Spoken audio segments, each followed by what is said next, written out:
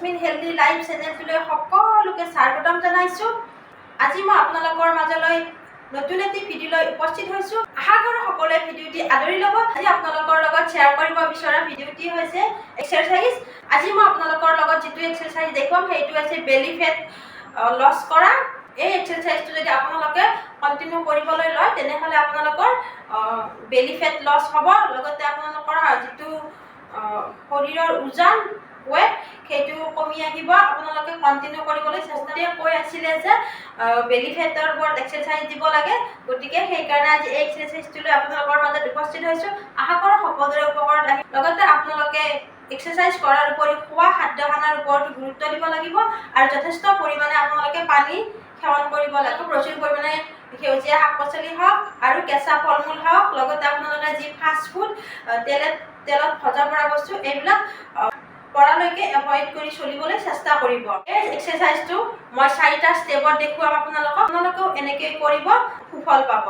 আহক তেনেহ'লে ভিডিঅ'টিৰ মাজলৈ যাওঁ। এনেকৈ মেট্ৰেছ বা যি আপোনালোকৰ ওচৰত ভাৰী কম্বল থাকে এনেকৈ পাই ল'ব ধুনীয়াকৈ।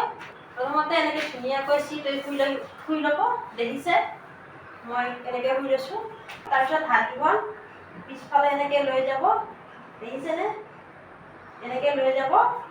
তাৰপিছত সোঁ হাতখন ওপৰলৈ তুলি ল'ব আৰু বাওঁ ভৰিখন ওপৰলৈ তুলিব, মানে সোঁ হাতেৰে বাওঁ ভৰিখন টাচ কৰিব আৰু বাওঁ হাতেৰে সোঁ ভৰিখন টাচ কৰিব।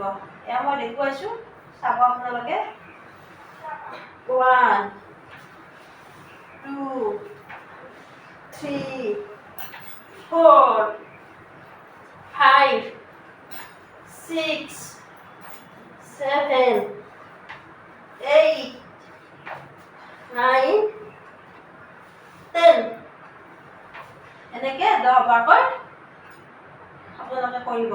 তাৰপিছত 10 ছেকেণ্ড সময় জিৰণি ল'ব।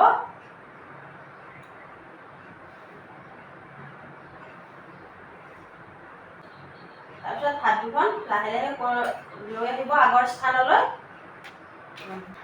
এইবাৰ ভৰি দুটা এনেকৈ আঁঠু দুটা কোচাই নিব, দুয়োখন ভৰিৰে আঁঠু দুটা এনেকৈ কোচাই নিব, দুয়োখন ভৰি আঁঠু দুটা এনেকৈ কোচাই নিব। তাৰপিছত হাত দুখন যে আছে হাত দুখন এনেকৈ ল'ব, এনেকৈ দেখিছেনে? এনেকৈ ল'ব, লৈ ডিঙিত পিছফালে ডিঙিত এনেকৈ হাত দুখন এনেকৈ ল'ব। দেখুৱাইছোঁ, এনেকৈ ল'ব হাত দুখন পিছফালৰ ডিঙিত।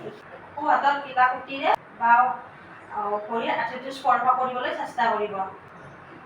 1 2 3 গো। 1 2 এবাৰ বাওঁ হাতেৰে এবাৰ সোঁ হাতেৰে। 3 4 5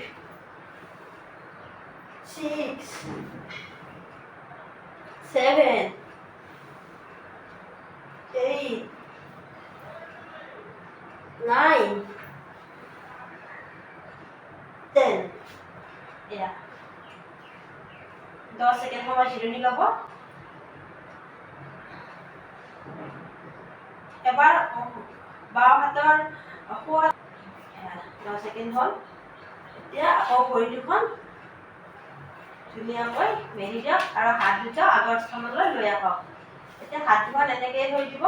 আকৌ ভৰি দুটা তুলি লৈ এই যে ভৰি যে আছে আমাৰ এই হাড় গাঁঠি বুলি কয়, এইখিনি সৰু গাঁঠি, এইখিনি স্পৰ্শ কৰিব লাগিব। 1 2 3 4 5 6 7 8 9 10 10 ছেকেণ্ড সময় ৰেষ্ট ল'ব।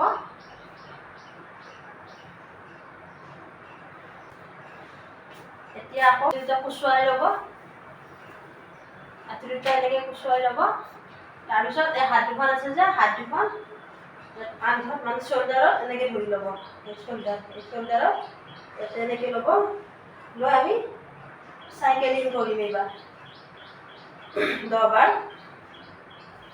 যিমান পাৰে এনেকৈ কাঠফালে উঠি আহিবলৈ চেষ্টা কৰিব, মূৰটো তুলি আনিবলৈ চেষ্টা কৰিব আৰু আঁঠুটা চাব কেনে কৰি আছোঁ। এইটো শেষৰ ষ্টেপ হয়, 4 নম্বৰ ষ্টেপ। 1 2 3 4 5 6 7 8 9 10 এনেকৈ থাকিব 10 ছেকেণ্ড সময়।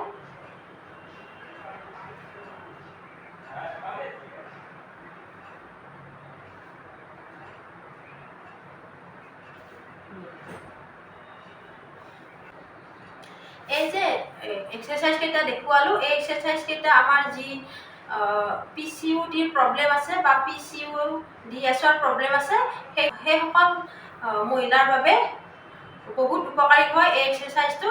লগতে এই এক্সাৰচাইজটোৱে আমাৰ এই বেলি ফেট কমোৱাত বহুত গুৰুত্বপূৰ্ণ ভূমিকা পালন কৰে। আপোনালোকে যদি কণ্টিনিউ এই এক্সাৰচাইজটো কৰিবলৈ লয় তেনেহ'লে আপোনালোকৰ বেলি ফেট লাহে লাহে কমি আহিব।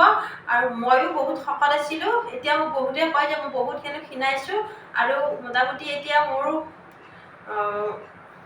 এই পেটৰ চৰ্বিটো কমিছে। আৰু মই এনেকৈ এক্সাৰচাইজ কৰিয়ে আৰু লগতে মই খোৱা খাদ্যখনৰ ওপৰতো গুৰুত্ব দিওঁ আৰু এই কণ্টিনিউ এক্সাৰচাইজ কৰোঁ। কৰি মই এতিয়া মোক বহুতে কয় যে মই বহুত ক্ষীণাইছোঁ বুলি কয়। মই ক্ষীণোৱা বুলি ক'লে মোৰ বহুতেই ভাল লাগে, কাৰণ যেতিয়া আমাৰ শকত হোৱা যায় বা শৰীৰটো যেতিয়া ওজন বাঢ়ে তেতিয়া মানে কিবা গাটো মানুহটোৱে যেন এলেহুৱা হৈ যায়, একো কাম কৰিবলৈ ইচ্ছা নাযায়, কিবা মাথা এই গলৰ যে এইখিনি আছে এইখিনি মানে এনেকুৱা এটা কিবা লাগি থাকে আৰু।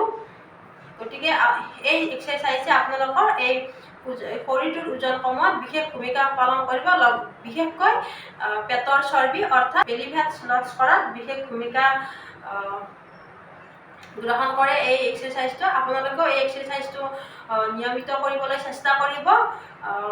লগতে আপোনালোকৰ এটি হেল্ডি লাইফ পাবলৈ সক্ষম হ'ব এই যদি এক্সাৰচাইজটো কৰিবলৈ লয়। আৰু মই এনেকুৱা আপোনালোকৰ মাজলৈ নতুন এক্সাৰচাইজ লৈ আহিম। মই যিখিনি জানো বা মই যিখিনি নিজে কৰি সুফল পাইছোঁ সেইখিনি আপোনালোকৰ আগত অৱগত কৰাম। নিশ্চয় আপোনালোকে উপকৃত হ'ব আৰু ভাল পাব বুলি আশা কৰোঁ। ঠিক আছে, আজিৰ ভিডিঅ'টো ইমানেই আছিলে। যদি ভিডিঅ'টো চাই ভাল লাগিছে তেনেহ'লে লাইক কমেণ্ট কৰিব, লগতে শ্বেয়াৰ কৰিবলৈ একেবাৰে নাপাহৰিব। এই ভিডিঅ'টো আপোনালোকে ইমানেই শ্বেয়াৰ কৰক যে যিসকলে বেলি ফেটছৰ প্ৰব্লেমত ভুগি আছে তেওঁলোকে যাতে সকাহ পায় এই এক্সাৰচাইজটো কৰি। আপোনালোকৰ যিমান বন্ধুবৰ্গ আছে সকলোৰে মাজতে শ্বেয়াৰ কৰক, কাৰণ এই বেলি ফেট প্ৰব্লেমটো সকলোৰে আছে। গতিকে সকলোৱে যাতে সুস্থ থাকিব পাৰে এই ভিডিঅ'টি শ্বেয়াৰ কৰক, ইমানেই শ্বেয়াৰ কৰক যাতে সকলোৱে এই এক্সাৰচাইজটো কৰিব পাৰে আৰু এই বেলি ফেটৰ পৰা সকাহ পাব পাৰে। ঠিক আছে বন্ধুসকল, আজিলৈ তেনেহ'লে বাই বাই। আকৌ নতুন এটি ভিডিঅ' লৈ আপোনালোকৰ মাজত উপস্থিত হোৱাৰ মনেৰে নমস্কাৰ। জয় আই অসম।